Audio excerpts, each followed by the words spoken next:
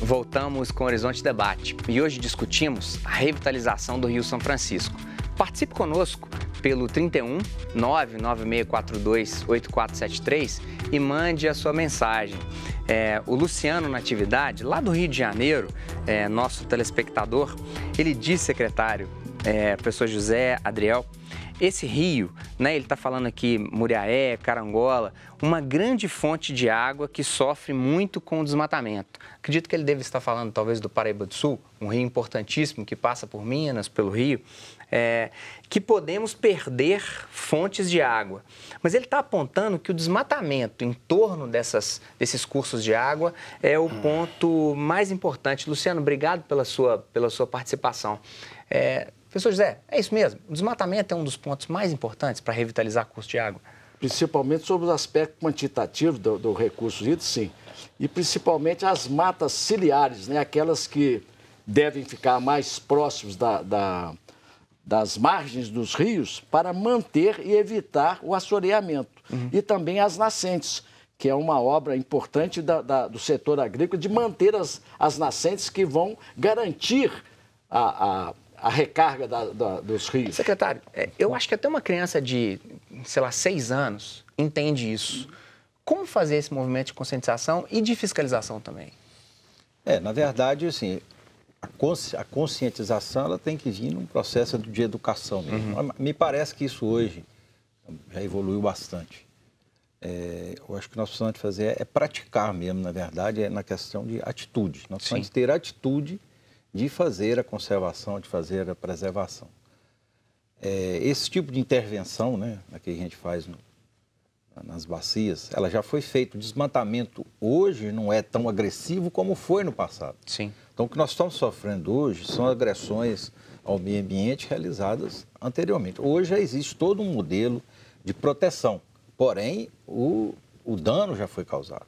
Talvez 80%, 90% das nossas matas ciliares já foram desmatadas, né? Então tem que recompor agora pela nova lei, a lei florestal, que nós temos que recompor essas margens das áreas de proteção permanente, nas margens do rio, mas também muito importante para a água, professor, são as áreas de recarga, né? Que são geralmente em Minas, nos topos de morro. É ali de fato que ocorre a infiltração das águas de chuva. Também o reflorestamento, né? O reflorestamento ou conservação dessas áreas aí onde ainda existe. Porque nós temos que pensar nessa questão da água dentro do ciclo. Sim. Né? O ciclo da água. No nosso caso, o ciclo passa pela chuva. Tem lugar que é neve, mas é que a chuva. Ela precipita, vai infiltrar no solo, que é o ideal, né? O papel que as florestas faziam. Chove, precipita, infiltra, vai para o lençol freático e vai gerar as nascentes que vão gerar os rios. Sim. Ao tirar essa mata, então aí passou para o outro processo.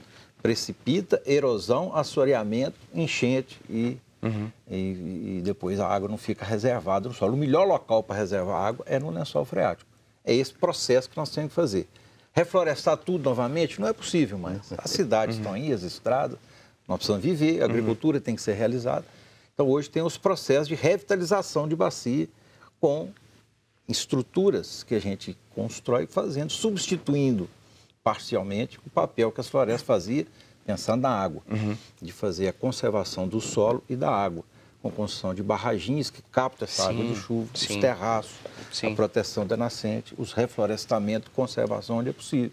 Então, essa seria a maneira de que nós podemos ter a atitude de fazer e reverter esse processo e continuar, ainda assim, fazendo as produções industriais, utilizando a água, fazendo a irrigação. O industriário Adriel, ele sabe disso? Sabe, com certeza. Ele tem plena consciência, compartilha da opinião do professor e do secretário de Agricultura, que é essencial que a gente promova, né, o reflorestamento e evite desmatamentos de conversão de novas áreas, conversão do uso do solo, porque a indústria, apesar dela estar localizada próximo aos centros urbanos, que em tese, quer dizer, na prática, essas áreas já estão consolidadas, ela depende da água que é produzida nesses locais.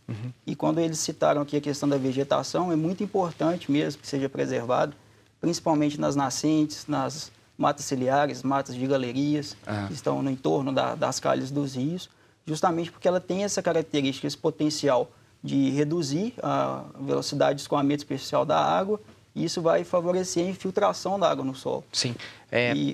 Particularmente falando, assim, vocês são a favor da transposição? Professor José, você foi a favor da transposição? Algo que Dom Pedro II já falava? Já se falava, Já se falava. O senhor é a favor da transposição?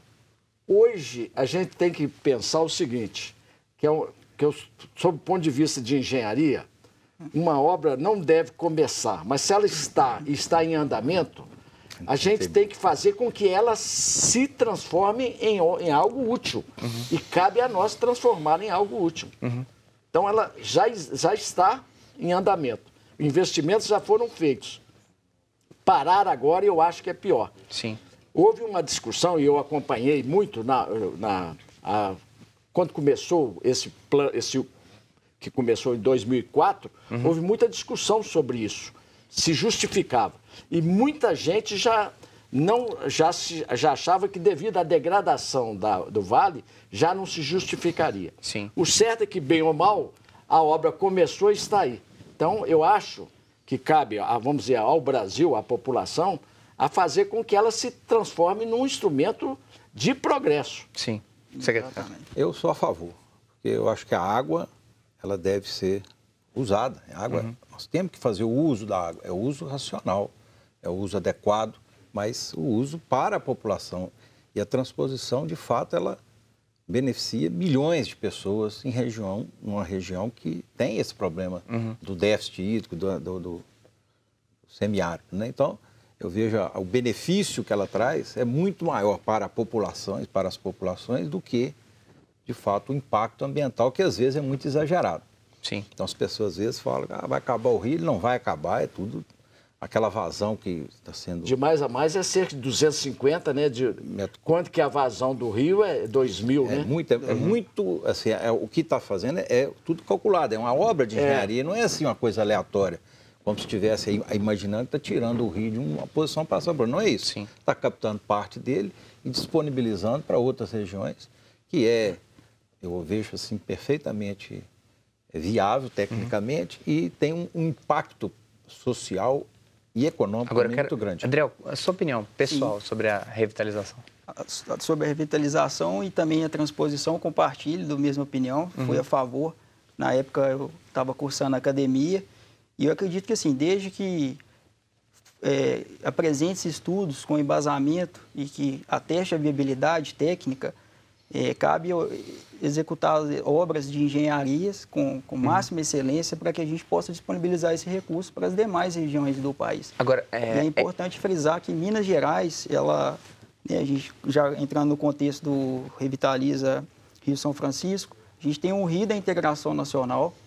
A nascente dele está localizada aqui na Serra da Canastra, no município de Pirapora, e nós somos os grandes produtores de águas para as regiões semiáridas do país. Então, é muito importante que a gente mantenha a qualidade e quantidade justamente para que a gente possa, no futuro, Agora o Rio São Francisco... Eles falam da caixa d'água do Brasil. Ele é peça de manobra, senhores? Sim. Ele é peça de manobra de um discurso, às vezes, político? Ele é peça, de alguma forma, de propostas eleitorais? Outubro chegando por agora. Professor José, você acha que utilizaram muito o Rio São Francisco para poder ganhar voto e, no fundo, essas pessoas lá do Cariri ainda sofrem como na época de Dom Pedro? Eu acho que sempre, né, o aspecto político é envolvido. O homem, né, é um ser político. Então, para o bem ou para o mal, né, a gente vê aí na política que muitas vezes as promessas, né? Eu mesmo, com relação a esse plano que foi divulgado aí, eu tenho alguma dúvida sobre se os recursos que são necessários, estão falando aí em 30 bilhões, né, até o ano 2025, de onde vai sair esses recursos? Não é isso? Então, eu dei uma olhada no plano, o plano parece ser bem elaborado, como a maioria dos planos, né? Contrataram uma empresa consultora de renome, o plano parece que tem 200 e tantas páginas, muito bem elaborado.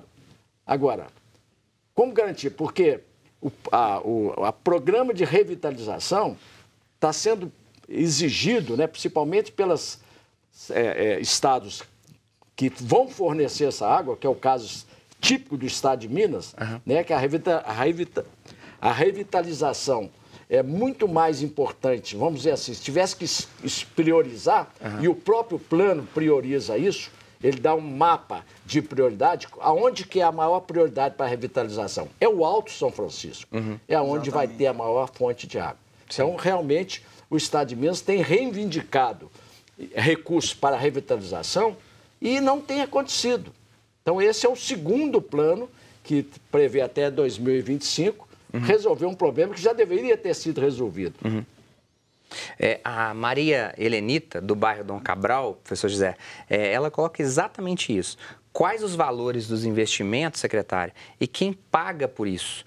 Seria a União ou seria o governo do Estado? No caso de São Francisco, seria a União, Estado e municípios. Sim. E ainda não é o suficiente. Nós precisamos de ter uma parceria ainda com outras fontes, né, de recursos para poder... Porque os valores são realmente astronômicos. Eu não sei quanto ficou a transposição, não, mas deve ser mais ou menos por aí. E talvez os 38 bi não seja suficiente ainda para fazer aquilo tudo que precisa. Então... Secretário, deixa a gente caminhar só para um intervalo, Sim. porque eu acho que essa pergunta que a Maria Helenita colocou para a gente é importante. E aí nós vamos ter o terceiro bloco para discutir mais isso. Tá o Adriel pode, quem sabe, colocar alguns desses parceiros industriais para a gente. Claro. Vamos para um breve intervalo. Voltamos daqui a pouquinho.